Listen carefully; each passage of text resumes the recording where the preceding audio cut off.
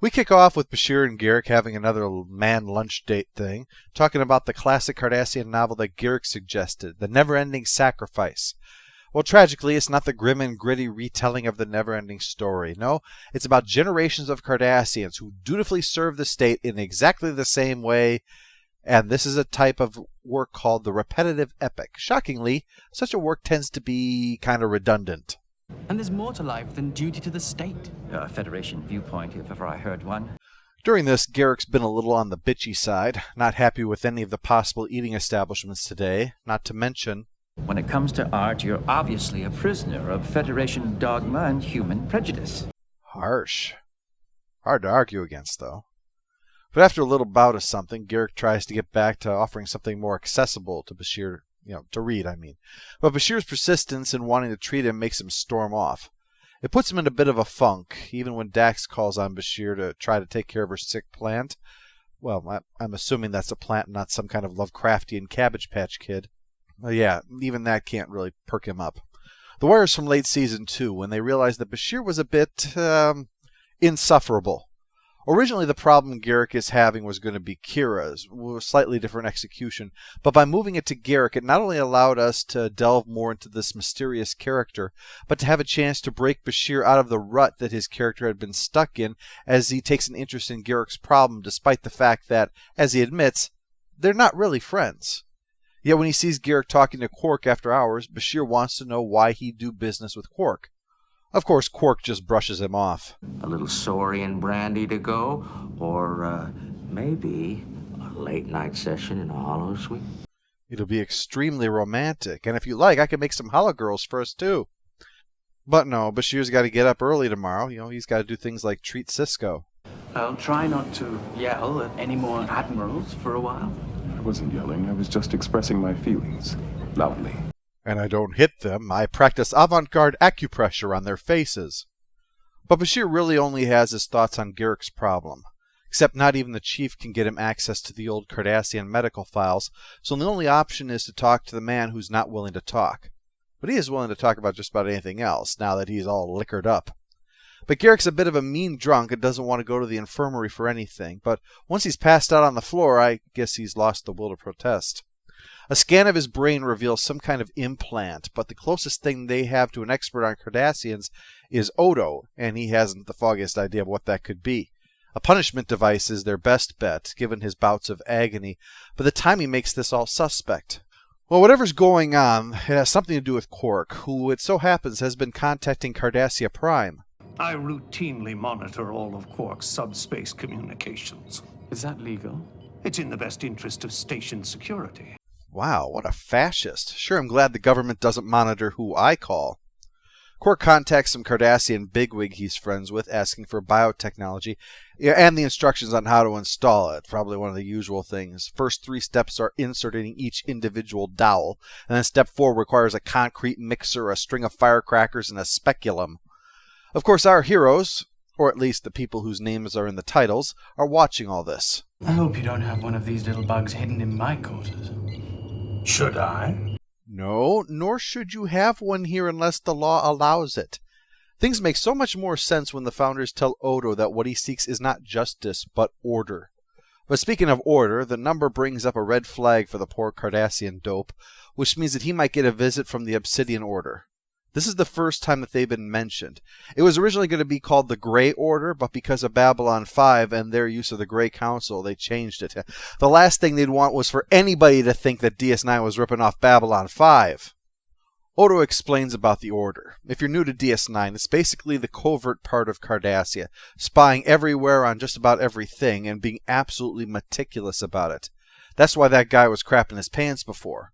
But as Odo points out, if Garak wants it, it's hardly likely to be a punishment device. So Bashir goes to ask him about it, only to find that Garak has left sickbay and went back to his quarters, who's currently shooting himself up with a bunch of tranks. This is Bashir's side of the episode, his devotion as a doctor, which is as single-minded as Odo's is with security, really. He wants to help Garak with his problem and is ready to badger him until he does. He does know that ethically he can't treat Garak against his will, but he believes the only thing that's stopping Garak is his Cardassian pride, so that's why he's pushing him. So Garak finally fesses up. The thing can't be removed because removing it would defeat the very purpose of putting it in the first place. The device exists not to cause pain, but to eliminate it. That if Garak were ever tortured for information, it would stimulate the pleasure center of his brain so that he'd be completely immune to anything they could throw at him, anything at all. Even Prophet and Lace couldn't make him talk. But the reason the thing's a problem is that he can't stand living on DS9, so he created a device that could activate the implant. The question this begs is, if Garak is just this miserable, why does he put up with it? He could make a deal with Starfleet like that, ask whatever he wanted, and with all the tension along the border, they'd be happy to give it to him. So what's stopping him? Fear of the Obsidian Order? The fact that he could do that is reason enough for them to want him dead, hence all the more reason that he would want to make a deal and at least have the resources to protect himself. And he's not exactly safe when he's on the station either, as we eventually discover. No, Garak lives this miserable existence because there's only one way out of it, to sell out Cardassia. And no matter what Garak is or what he has done, Garak is a patriot. After all he did for Cardassia, they banished him, left him to be mocked and spat upon by those lowly Bajorans, and it still hasn't put a dent in his commitment to his people. Remember that remark of his at the beginning? Let me play it again. And there's more to life than duty to the state. A Federation viewpoint, if ever I heard one. Garak's not blind, and he's not stupid. His story is, well, let's just say that title at the beginning was appropriate. What was it called? Oh yeah, The Never-Ending Sacrifice. And here is Garak, living in the wilderness, but waiting for the day when he will be brought back home again, be able to serve Cardassia again. He wants to go back home. But opportunities are going to arise that he could have exploited but won't. The only time that he does is when he would be working for his Cardassia, the Cardassia that he believes in. That's what's really motivating him here. Of course, most of this is the benefit of hindsight. And at the time, this episode did frustrate some viewers because of, well... Has it ever occurred to you that I might be getting exactly what I deserve? Garak tells the tale of how he lost some prisoners, but his aide Elam tracked them to a departing transport, and when the captain refused to stop, he had it destroyed, with Elam on board. And one of the dead passengers is the reason for his exile. Except, as we'll soon learn, that's not the truth. The enigmatic tailor was supposedly going to be revealed, and instead there was a whole lot of being jerked around. But the point of the episode wasn't what Garak did to get here specifically, to peel it all back and show it to us. Instead, it's just to give us the shape of him, the hints of who he was and what he still is. But in the end, Garak agrees that he's going to need to learn to deal with turning the device off. And while he's going through that, Bashir will be on hand to help him out, watching over him like a protective mother. Ah, and here comes his big brother, or at least a big brother. Odo has 4 outstanding homicides, and he wants to question Garak because he thinks there's an Obsidian Order connection. But Bashir is concerned that any extra strain could kill Garak. He may not even survive the withdrawal without any strain. In that case, I want to talk to him now. Wake him up. I'll do no such thing. Doctor, these are murder cases, and Garak may be a suspect. Well, yeah, of course. If Garak dies, then we'll have let him get away with it. Thankfully, Odo's commitment to station security doesn't compel him to sneak in and start questioning Garak anyway, so we can instead have the joy of Garak going through withdrawal, smashing up the place and lamenting his fall from grace. He reveals that he was a protege of Anabran Tain, that he was so high, but he disgraced himself, not for destroying that ship, but because he freed 5 Bajoran children he was supposed to be interrogating, but who clearly knew nothing. Well, to spoil ahead of time, this is almost certainly a lie too, just like the first story. The first would attack Bashir at his uptight black and white Federation do-gooder core, but that didn't succeed in driving him away. So, Garak is trying the reverse. The man who regrets a good deed and screams his self-loathing for not executing innocent children. And still that doesn't work. As committed as Garak is to Cardassia, Bashir is committed to his medical ideals. If Garak is the nastiest man who ever lived, Bashir will still fight tooth and nail to preserve his life and ensure his well-being. Of course, that's basically the role of the medical character on Star Trek, but Bashir's commitment to it is shown to be so strong that no matter what Garak confesses or insults he throws, it won't change. And it dovetails nicely with Bashir's later relationship with Section 31.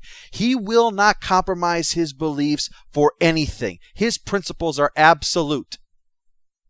unless it would save a single life. I can't believe that I actually enjoyed eating mediocre food and staring into your smug, sanctimonious face. I hate this place, and I hate you.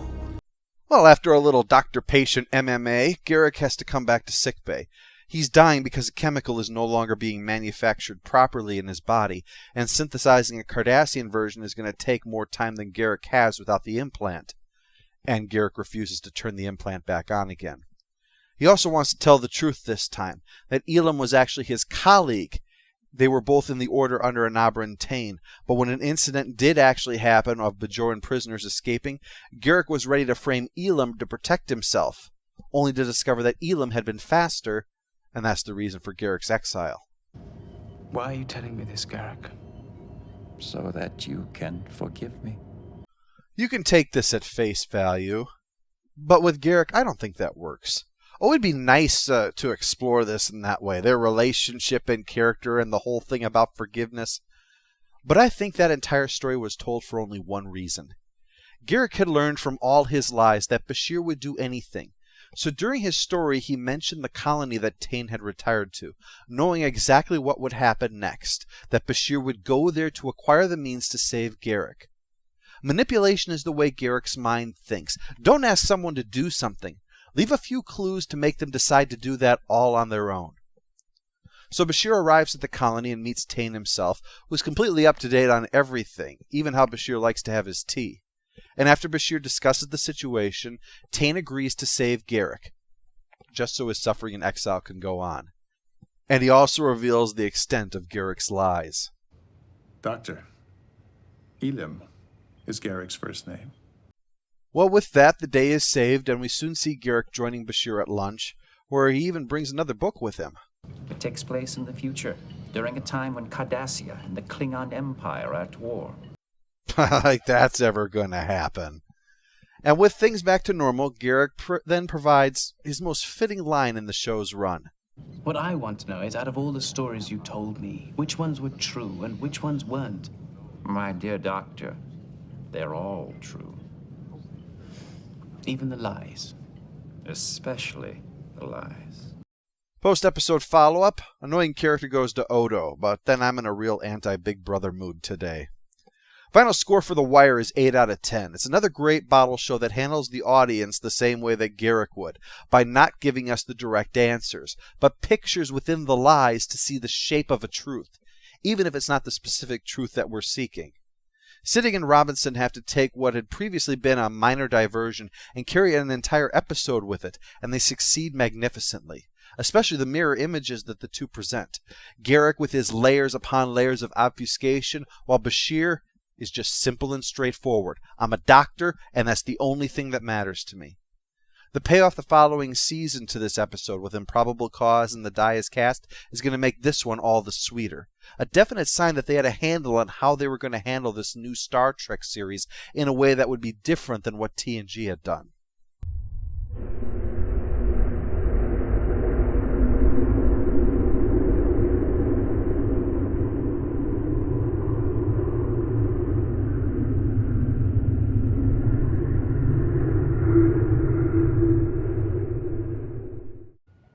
Do you want to hear my opinion on the latest Nilimite alloy racket? I don't think that would be necessary.